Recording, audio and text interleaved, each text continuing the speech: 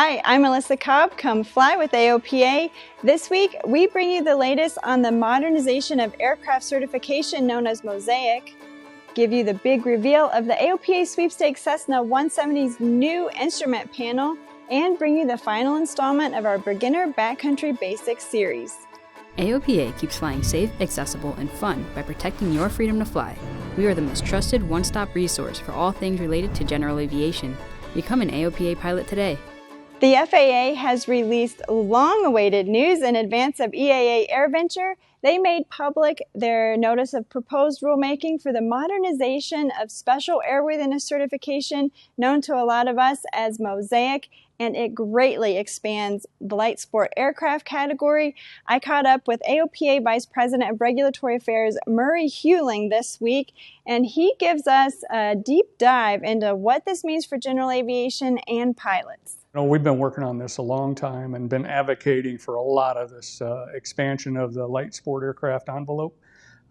These include controllable pitch propellers, retractable landing gear, airspeeds going up to 250 knots calibrated airspeed, and just a very wide-ranging envelope and performance expansion. Under the expanded light sport aircraft, when those come in under this MOSAIC rule, what that's going to do is allow a light sport pilot to fly up to a 4-seat aircraft. However, when they're under a light sport, they still will maintain the light sport limitations. In other words, they can only take one passenger with them in that 4-seat aircraft. But what it does do is allow a lot more aircraft that they're eligible to fly. The NPRM is actually removing the weight requirement for light sport aircraft, and that's where the 54 knot stall speed is actually going to determine kind of where that maximum weight is going to end up. They're saying it'll be around the 3,000 pound range, but it's not formally written as 3,000 pounds. One additional one that really caught my eye, and I was really glad to see, because I've had a lot of questions from members on this, is the ability for a light sport pilot to operate a light sport aircraft night VFR. This NPRM, the FAA, is opening that up with proper training from a CFI and endorsement. They're going to be allowed to fly night VFR as long as the aircraft meets regulatory requirements.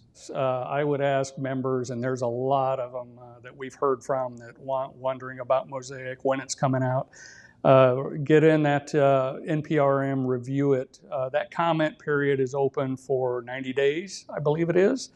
And read through it and comment accordingly. If you see some areas where you feel there needs to be a comment made, definitely get in there and do it.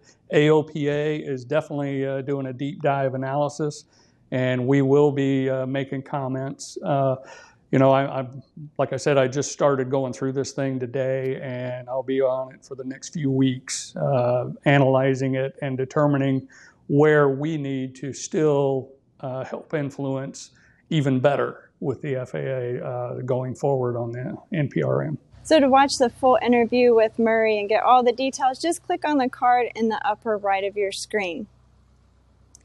Well, AOPA has been working very hard to get an amendment included in an FAA reauthorization bill. And what that amendment would have done is ensure that as pilots, when we go and we land at public use airports, that we wouldn't be hit with egregious, unfair, or hidden FBO fees that we didn't need and didn't ask for.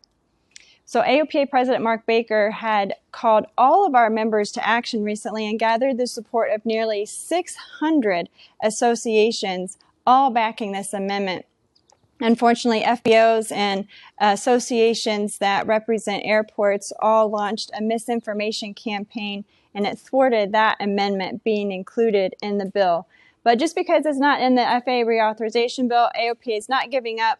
Our advocacy team is dedicated to making sure and finding ways that when we fly and land, park on a ramp for a few minutes and we don't need any services, anything like that, that we aren't hit with these unexpected fees.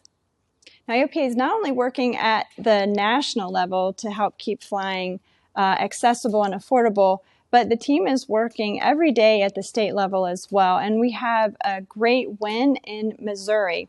So when AOPA members had started contacting AOPA saying that they were having trouble getting insurance in the state, AOPA looked into it and worked with the Department of Commerce and Insurance and actually got the department to conduct a study. And they found some issues that were causing 5 underwriters to actually not write policies for aircraft in Missouri. We were able to help get a legislative fix in place that was included in an omnibus insurance bill that the governor signed. And so all you members in Missouri, you should be able to start getting more access to insurance again in the state. EAA AirVenture in Oshkosh, Wisconsin is just days away. And it's going to be your first chance to see the AOPA Sweepstakes Cessna 170's new instrument panel up close and personal. To whet your appetite, AOPA social media marketer Kayla Hunt takes us up for a flight. She goes over the new avionics. The panel is downright impressive. It features Aspen's Evolution E5 dual electronic flight instrument, Garmin's GI-275 engine indication system, as well as Garmin's GNC355 GPS comm, GNC255 nav comm, GTX345 ADS-B in and out transponder, as well as 2 Garmin GSB15 USB power ports. Lastly, we have the PS Engineering PMA 8000G audio panel. Enough of this chit chat, let's hop in and go fly. Falcon traffic, 3224 Alpha is departing runway 31 Falcon. Alright, let's Sky 60616, establish number 45, 4 mile 45. Alright, here we go. We're going to be number 3 on the downwind. That's good.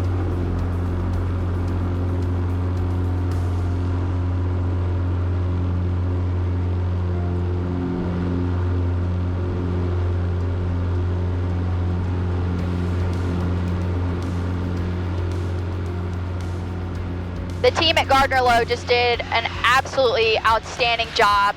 Everything that I could have ever dreamed of with this panel has truly come to life, whether it's the nice engraving with the Cessna 170 logo that our team created, the color, the slight texture to the panel. If you ever need somewhere to go to get your avionics looked at or completely redone like the 170, definitely check them out here on the south side of Atlanta and they'll hook you up. The airplane is IFR certified, so that's a really nice thing to have. I'm not an instrument rated pilot, but you know, if I was flying with someone like Ryan and we needed to punch through a quick layer just to get somewhere, I'd feel absolutely confident in the instruments and the engine combination. Thanks to Continental, Dave Stutz, and everyone that has put so much time and energy into this really awesome airplane. Another new thing that the avionics shop installed was the V-brace. So the V-brace is an awesome addition, especially, you know, for the backcountry theme that we're going with. You know, maybe someone wants to put floats on this airplane someday, but that's not really the intention. It's just an extra added safety feature for someone that is looking to take the airplane and use it for its true intended purpose, which is to go fly out in the backcountry. Hey Kayla, the panel looks great. I know that's been a lot of hard work, but great job. Can you tell us what's coming up next? Yeah, absolutely. So first and foremost is Oshkosh up in Wisconsin. I'm super excited. I'll be flying the airplane up there in a couple days with my friend. So definitely come check out the airplane. At the booth, we're going to be right across from the Brown Arch, just like we are every single year. We will also have our new paint job on display. I'm super excited about that. So definitely come out, come check out the airplane, and we would love to just sit and talk and show it off.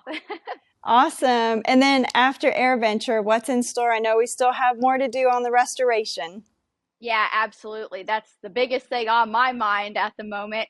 So right after the show, the airplane will be flown down to Zephyr Hills, Florida to Hawk Aircraft Services, where the airplane will get its new paint job and brand new interior. Okay, cool. Well, I know I'm looking forward to seeing it at AirVenture, Kayla. And hey, a real quick thing. I know the Sweeps 170 is going to be at the AOPA display, but the Vintage Aircraft Association, that's part of EAA, they're going to be having a huge Cessna 170 reunion. They're hoping to have 100 170s parked together in the Vintage area. I'm sporting the 170 shirt here for him. But Kayla, are you looking forward to connecting with other 170 pilots and owners there at AirVenture? Yeah, absolutely. Everybody's going to have their own opinions about what we've done to the airplane. So I can't wait to see what the 170 Association and other 170 pilots are going to have to say about it. All right. Well, I'll see you there. So on a sad note, the Air Safety Institute has released an accident analysis, and this is on a fatal accident. A Cessna 310 in Santa Fe had lost an engine after takeoff and was going back to the airport. AOPA Air Safety Institute Senior Vice President Richard McSpadden breaks down the events in that accident and shares some lessons learned with all of us. So let's talk about our lessons learned. So first, this is not a Cessna 310, but it's a light twin similar to the 310. First, for all pilots, we can take a look at and remind ourselves of the impact of density altitude. Even on a turbocharged engine, a density altitude of 9,000 feet is going to substantially reduce your performance, even with all systems and all engines operating normally. It's a tough thing to understand until you actually experience it, but the impact of density altitude on thrust, on lift, degrades an aircraft performance all the way around. So this accident will remind us of those impacts. Secondly is to remember the procedures for single engine. One of the most demanding elements of flight in general aviation is an engine failure in a light twin aircraft. Pilots must understand the procedures and they must be ready to implement them promptly and correctly. So with an engine failure, the aircraft is going to yaw hard away from the operative engine, and the pilot must immediately respond to that, keep the aircraft control, clean the aircraft up, identify the problem, verify the correct engine to shut down, and then take action on the engine and fly the airplane. Those single engine performance numbers are based on a wings level climb. So any kind of turn back towards a runway or towards anywhere else is going to reduce your performance, and you don't have a whole lot to give in a light twin single engine, especially at high density altitude. And a final lesson learned that may come out of this accident for light twin pilots is to recognize there may be situations where your operative engine can't provide any kind of climb performance and perhaps may not even be able to provide level flight performance. If that's the case, you've done all you can and cleaned up the airplane and the aircraft is still descending, your best option is to pull the power back on the operative engine and accept your best off-airport landing in the best location you can find. That's a tough pill to swallow for a lot of light twin pilots. They have a tough time getting to that transition, but it may very well be your best option. Don't fight it. If the aircraft is not climbing and performing, accept what you've got and deal with the best options you have available. Thanks, Richard, for those valuable tips. Really appreciate it. Now, if you'd like to watch the full early analysis, just go to the AOPA Air Safety Institute's YouTube channel. You can find it there, or you can click on the card in the upper right of your screen right here. Well, in industry news, Garmin has announced that they expect to soon receive certification for Autoland to be retrofitted on King Air 200s and 300s. This is going to be the first time that Autoland has been approved as a retrofit on a twin-engine aircraft. Now, for the King Air to be eligible for Autoland, it does need the Garmin G1000 NXI avionics suite and auto throttles. Garmin said that for the aircraft that have that combination, then the Autoland auto throttles should be available in the third quarter for the King Air 200s and then in 2024 for the King Air 300s. Cirrus has announced Auto Radar and Cirrus IQ as new features for the Cirrus Vision Jet, and that's all part of giving Vision Jet pilots more information and more connectivity all throughout the pre-flight, flight, and post-flight process. Now, at the caravan level of the industry, Merlin conducted a really cool autonomous pilot flight. They used its Merlin Pilot, autonomous pilot, for 25 flights in Alaska, about 60 hours of flight time in that terrain and weather in the state. And it actually marks the first time an autonomous pilot has been integrated into the National Airspace System. Now, Merlin Pilot is being designed to be included on various aircraft, and they've actually already been testing that as well. So far, it's been tested on several aircraft, and that includes the Rutan Long Easy and Cozy, a Beechcraft King Air 90, and a de Havilland DH-6 Twin Otter.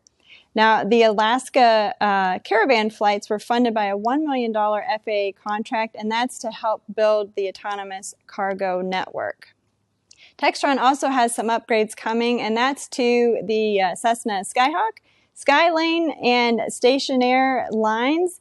And that includes, it's mainly for the interior, although new paint schemes are also available. But in the interior, this is what you're going to like: better padding and more support in the seats. So for all the instructors out there or folks who do long flights in those airplanes, that's going to be a welcome change. And then in the 182 and the Turbo Stationair, also some armrests. Garmin is offering Height Advisor. It's called the GHA-15, and it's for experimental and light sport aircraft. It'll provide audible callouts for your height above water, ground, or terrain. It's going to be available in August and for less than $2,000. Might be something to check out at AirVenture. All right, well, finally this week we bring you the last installment of our Beginner Backcountry Basics series, and this time I actually start out in the right seat. I fly in with my husband to a strip that I've been into many times, but I do it from the opposite direction, so it's a new approach for me, and hopefully you'll gather some tips on how you can approach new strips for the first time. With two of us coming out of this field, we have a little under half tanks of fuel. It holds about 37 gallons, and we're at roughly 16 usable. And we have to climb up out of this bowl. Temperatures are in the low 50s, so we're set up pretty well for both of us to come out of here in this airplane. Okay. Ready? Yep, ready.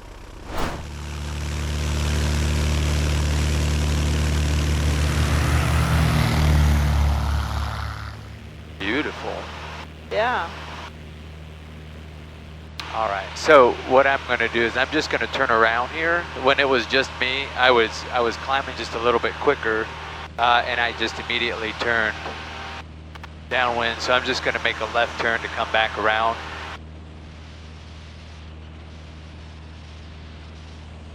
So 15 right now feels a little bit high. Okay. And you're going up this valley? I am. Okay. Yeah. You'll see here. Okay. Right behind us here, we have, this is the valley right here that we're going down in. Right. And you follow it up. Yeah. Okay. But these are the power lines right here that you can see. Yeah, that and the is red easy roof to see. house. Okay. Yeah. And so you're kind of coming over this smaller ridge right here. And then I'm not going to necessarily fly right over top of that ridge here. I'm going to go in between it just because it's a little bit lower. In between these two? Yeah. Okay.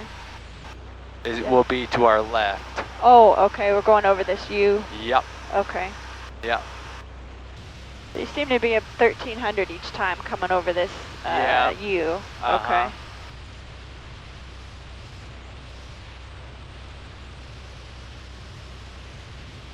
So we're 65 now. I'll slow it up here again.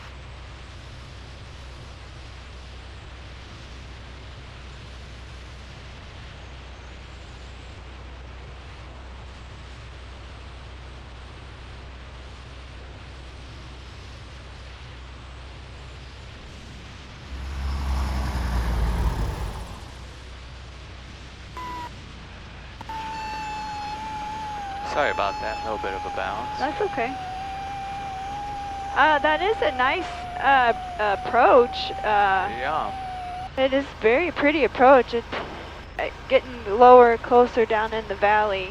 Yeah. Gets a little nerve-wracking. If you want to check out any of the other 3 installments in the Beginner Backcountry Basics series, we'll drop the links in the description below for you.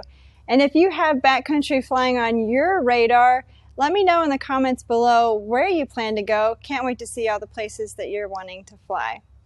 Well, I hope you enjoyed this week's episode of Fly with AOPA, and I hope to see you all at EAA AirVenture. I'm excited to be going this year. This week, we leave you with some footage from Jean-Luc Kaiser, and he gives us a look back through some highlights of Europe's largest hot air balloon meeting. And the event's actually going to take place this year from July 26th through August 4th in Chambly. Well, be sure to send in your favorite flying videos at the link in the description. You just might see them on an upcoming show. And as always, if you're not already an AOPA pilot, we'd love for you to join us. Just click the link at the end of the video to learn more about our trial membership. We'll see you next week.